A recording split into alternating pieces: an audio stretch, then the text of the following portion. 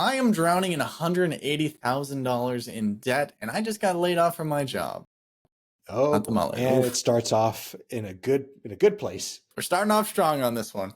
All righty. Oh, you know what I would say is like, hey, Kate, think about this. Compare yourself to this guy, and you're way better off. Yep. So, drowning in $180,000 in debt, and I just lost my job. Howdy, Fi guys. Thank you for your help so far. No problem. You're welcome. I hope have we been helping? I'm worried. You're here. Have we been helping you? Yeah, you're here. So you're learning more, so that's good. All right, let's get into this one. So I never thought I would be the one reaching out to you, but here I am. I'm seeking your advice on my current financial situation. And recently I was let go from a job that was providing me the highest income I had ever earned in my whole life. $8,500 net monthly. Pretty good. Cool. That's really good. Well, it depends on where you live. But for here in Arizona, that's pretty good. Really good. Anyway, back to the story. Despite this, I always felt like I was barely keeping my head above water, mainly due to the staggering $4,500 in monthly payments towards credit cards and loans. Yep, that'll do it. That'll do it. That'll do it. More than half your money is getting eaten up. Yeah. These debts include high interest credit cards, balance transferred to lower rate cards, and personal loans. Okay.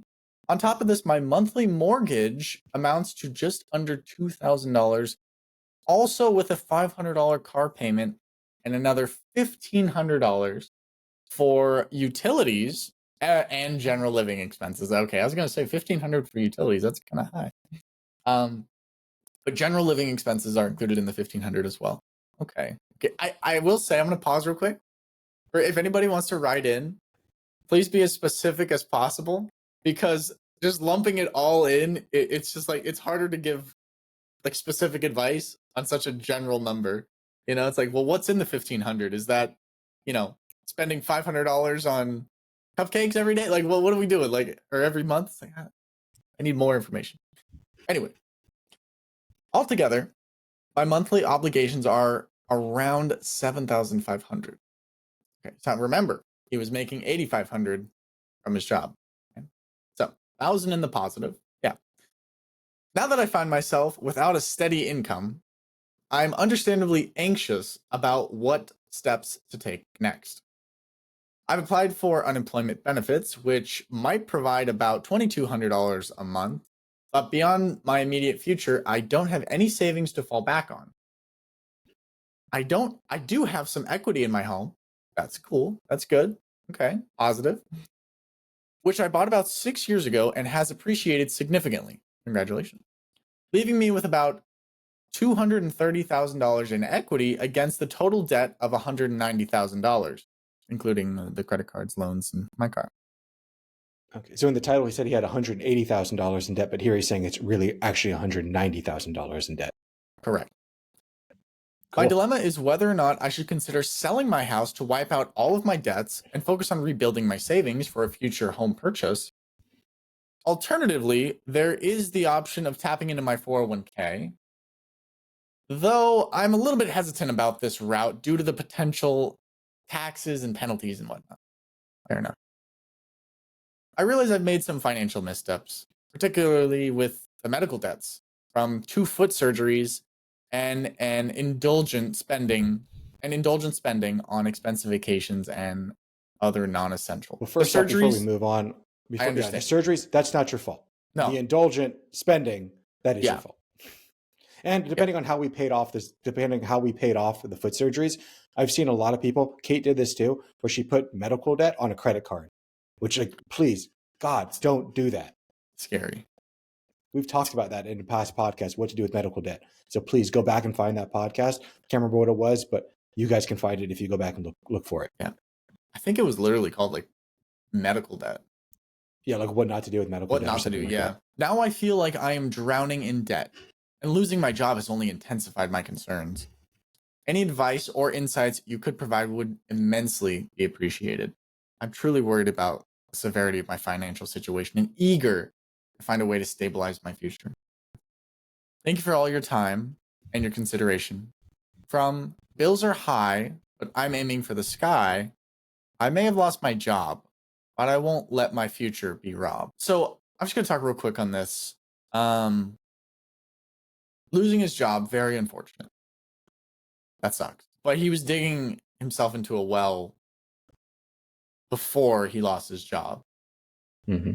And there was bound to be a nexus event to happen when the crap finally hits the fan, you know?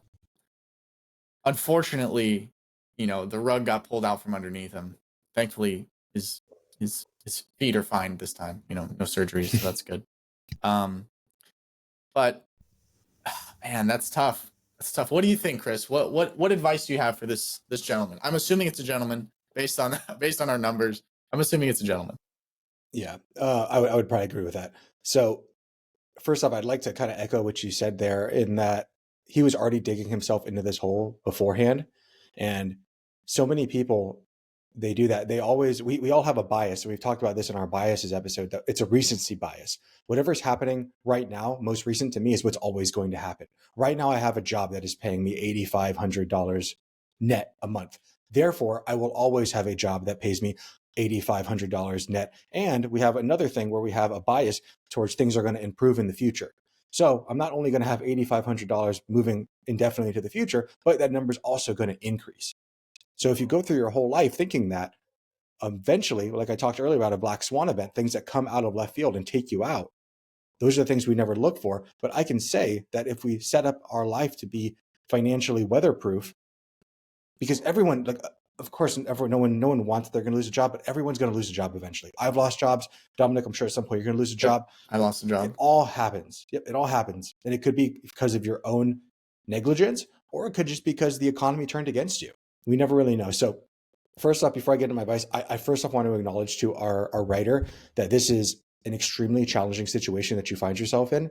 And first off, I commend yourself for actually reaching out and seeking advice to come up with a plan. Most people will have the dreams of, oh, I'm in debt. One day I dream of getting out of debt. But most people won't actually implement a plan. Even more than just implementing a plan, most people won't reach out for help. And then even the people that do that, we have to take another step to actually putting it into action. So once, just by doing the step of trying to create a plan and reaching out for help, you have moved yourself out of 99% of other people who are just going to sit there and dream and keep on hoping. So I just want to say, like, I understand this is under a lot of stress, but good on you for taking the time to seek guidance on what's the next best step. And obviously, I don't know every single part of the situation that you're in. So I'm just going to give, generalized advice, which I would give to anyone in this situation. And know if you need specific help, you can always reach out to me specifically, and then we can move into a actual thing where I can help you. But what I would first say is to our listener, they need to prioritize immediate cash flow. So it sounds like hopefully he's already applied for unemployment benefits if he knows that he's going to be getting at maximum $2,200 a month. So we need to make sure that $2,200 a month can cover the crucial necessities. What I'm thinking are the crucial necessities for him is probably his mortgage, and then like insurance, and probably putting food on the table and like drinking water. Yep. Other than that, like going out with your friends on the weekend, going on like extra vacations, going out to eat, like all that stuff is gone. You're going to be living very frugally for the future. Most of the time, people could go ahead and they can get away with putting some stuff on credit cards, hoping that they're going to put their feet under them when they get a job. You're already $190,000 in debt. I don't think you're a credit card person at this point. I don't want you to keep putting things on credit cards because we've already seen what that is. So we need to cut out all non-essential expenses, and only you can decide what is essential and non-essential. But your income has drastically reduced due to unforeseen circumstances, and now you need to trim any non-essential spending immediately. And remember that every dollar that you save will extend your runway until we hit that inevitable wall, as it were. 100%. 100%. And he was going to hit the wall eventually. So, yeah. So, taking on to my next point, we need to evaluate the debt situation. So you have some really tough choices to make. So we have to focus on keeping your mortgage up, keeping up your essential utilities, like I already said there. And then I think it's going to be most critical to maintain the home and your basic living standards. And when I say basic, I mean like basic living standards, nothing fancy. we really need to be very, very close there. He mentioned something about a 401k loan, right? He did. He did. So if you want to withdraw from your 401k, I would use that as my last resort due to potential penalties and taxes. Additionally, in order for you to get a 401 with a 401k loan, you typically need to be employed with a company in order to get that 401k loan. So I don't think you're even eligible for a 401k loan. Now you could take a 401k or a loan against your 401k, which is different than borrowing from yourself, but you're still paying interest back. And if you lose, you're going to be hit with additional taxes and penalties, in addition to the interest that you're going to be paying to somebody else. So that's probably going to be a non-starter, quite frankly, the 401k loan, just because you don't have the job anymore. If you did have a job, then you might be able to look at a 401k loan, like a true 401k loan. But since you've lost the job, that's honestly going to be gone. And I think it's actually next week that we have a 401k loan 5 Friday feedback where someone wrote in. We didn't choose it for this week, but next week I would definitely listen into that one. We haven't talked about it yet, Dominic, but when we do, I'm excited for you to read that letter. And you kind of just briefly told me about it. Mm-hmm. For the home equity and selling your house, could selling your house be a good way to pay off the debts? If you have $230,000 in equity, $190,000 in debt, that seems financially like the best decision, right? If I go ahead and do this, I make $40,000 more. But there's always nuance to financial decision making. And could it be a valuable option? It 100% could be, but there's also going to be significant issues if we do that. I want you to consider that where would you live afterwards if you were to sell your house? What would that look like for you? If your home is one of the few assets that you have that's appreciating, I would think very carefully before selling it just to get rid of the debt.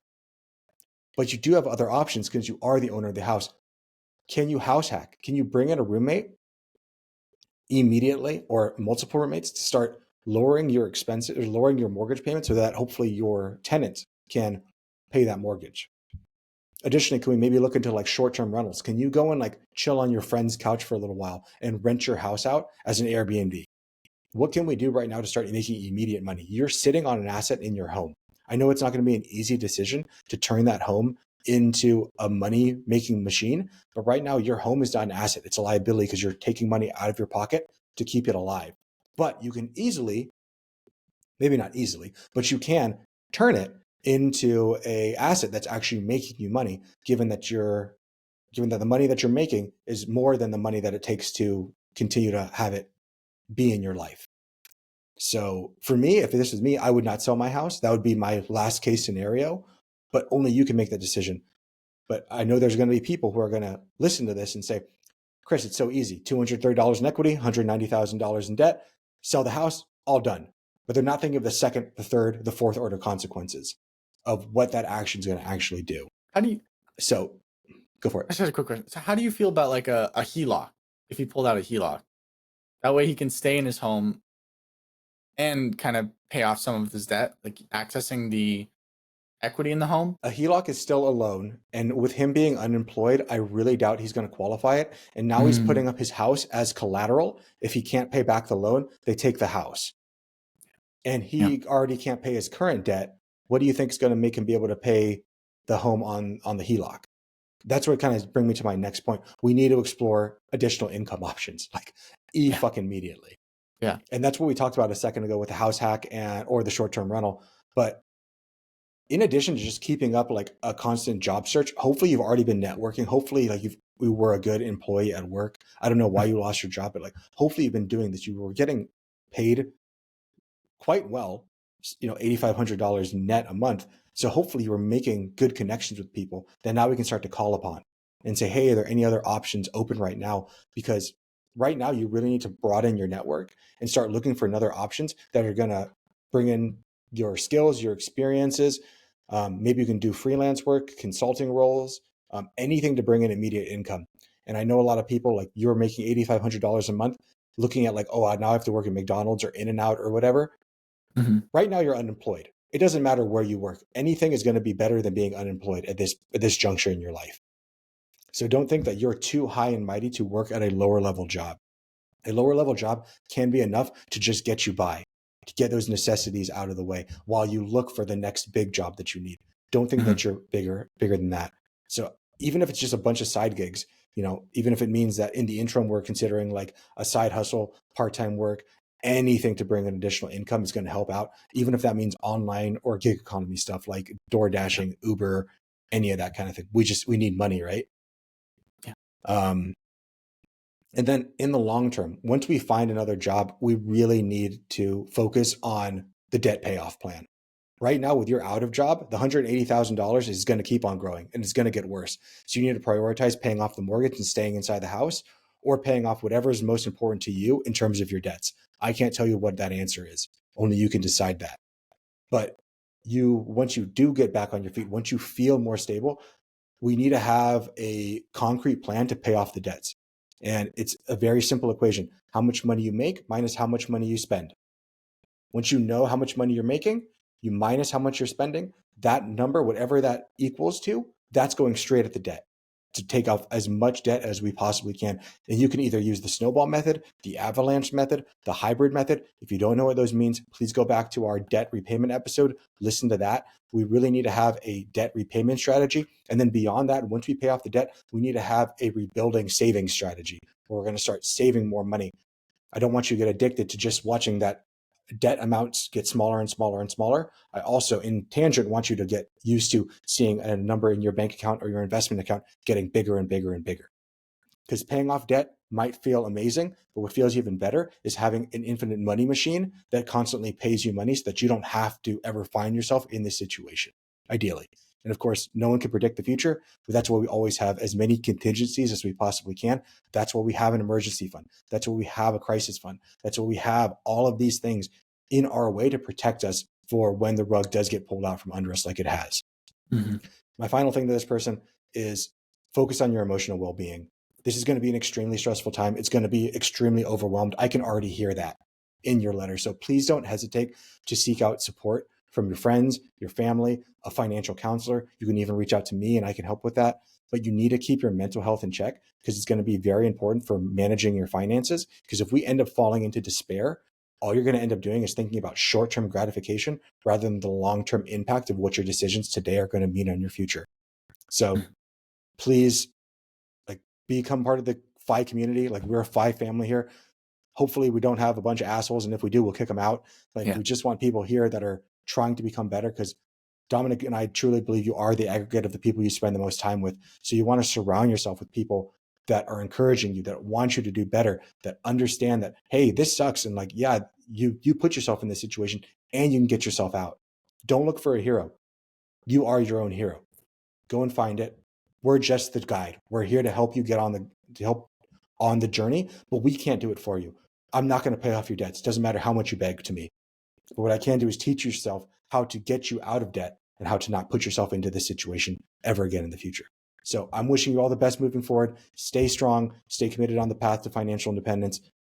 You got this, man. I know it's going to take time. It's going to take dedication. There's nothing I can say right now that is going to wipe your $190,000 out. That's just not going to happen. But hopefully you can take one thing that we said today, implement into your life, and start moving that compound interest of positive momentum forward that's going to get you to where you want to be. It's going to be one step at a time. The journey of 1,000 miles starts with one step. Absolutely. And you need to start making those steps. We have a plan now. I just laid out a plan for you. You need to execute on the plan. A plan is only as good as the action you take. So I hope you take lots of action. With that being What's said, that thing we always say? Information without action is just entertainment. That's so it. Don't be entertained by us. No. Put it into action. Put it into action. If you're not in this situation, be entertained. If you are in this situation, take action. Bingo. Best of luck. Thank you for writing in, and hopefully don't be afraid to write back into us. This video podcast is sponsored by Monzon Wealth. The content in this podcast is for informational purposes only and should not be considered financial advice. We do not endorse specific products or services. Past performance does not guarantee future results. The opinions expressed are those of the host and guests, not the podcast sponsor. It is crucial to consult with a qualified financial advisor or professional who can provide advice tailored to your specific needs before making any financial decisions, investments, or taking any other actions. If you are seeking specified help, you can reach out to Chris at monzonwealth.com.